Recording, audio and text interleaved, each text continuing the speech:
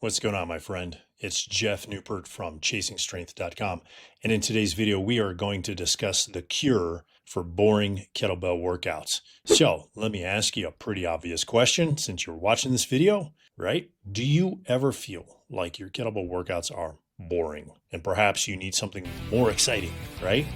If so, that is a very common problem. And in this video, we are going to fix it for you. Okay. In fact, I was just on a call recently with a private client and we were covering this exact same topic. For him, it was about doing his restoration work versus his kettlebell work. His kettlebell work is way more exciting to him. And because of that, he was having a hard time doing his restoration work. Why? Because it was boring, right? At least in relation to his kettlebell work. And so he'd rather just skip that and do the fun stuff.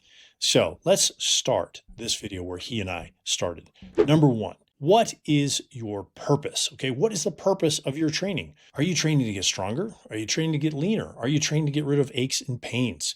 Right? Now, notice how each one of these three things, along with any other outcome or goal that you have, is actually what we call a destination. Okay, in the case of those three destinations, once you reach them, the destination, you'll feel like you've accomplished something. And you know why? Because you have. Number two is process. Okay, each outcome, each goal, each destination has a process. The process are procedures that you follow, like directions, right? To get from here to there, from A to B, from where you live to the other side of your country. So for example, from San Francisco to New York City. Of course, there are several different routes that you can take from San Fran to New York City, but if you're living in the continental United States, you're going to travel from the west, San Fran, to the east, at least if you want the fastest, most efficient time. I mean, it just doesn't make any sense to travel the opposite direction around the globe. And yet, coincidentally, a lot of people tend to do that. They make life harder for themselves than it need be. Okay.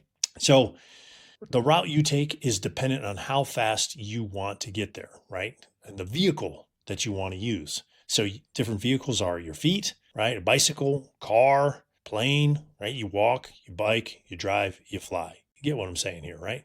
And of course, each vehicle, right, has a price correlation.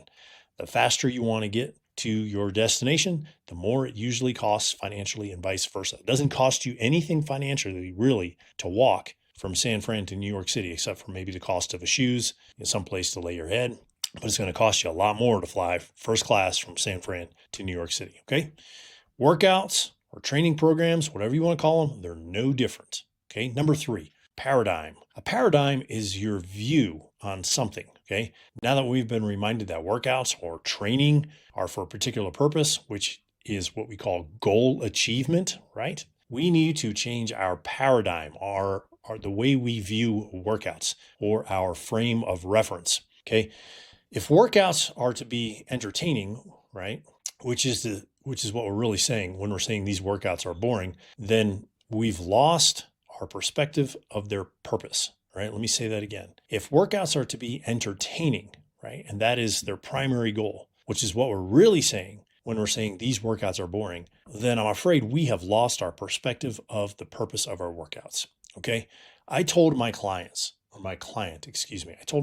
this morning. I say I tell my clients because I've had this conversation more than once, right, with multiple people over the last 30 years. Okay, if your workouts are boring, then you're missing the entire point of them. And that gets us back to the purpose. The purpose of your workouts are to achieve a particular goal, usually as fast as possible.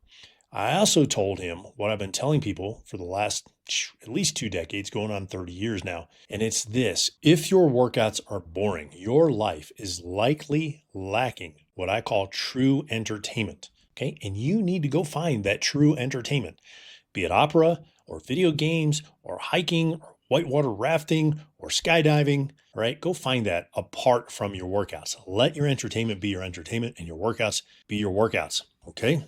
And this is why so many people look the same year after year after year. It's why so many people start their New Year's resolutions again and again and again to lose the same 20 pounds every single year. It's why pants remain the same or they get tighter, okay? It's why the scale gets heavier, or at least one of the reasons. And that is, again, they bounce from workout plan to workout plan, never finishing, and they end up with nothing at all to show for it except frustration and maybe a slightly lighter wallet because they've lost the sight of the purpose of that plan. And again, let me just reiterate here. It's to achieve the stated goal.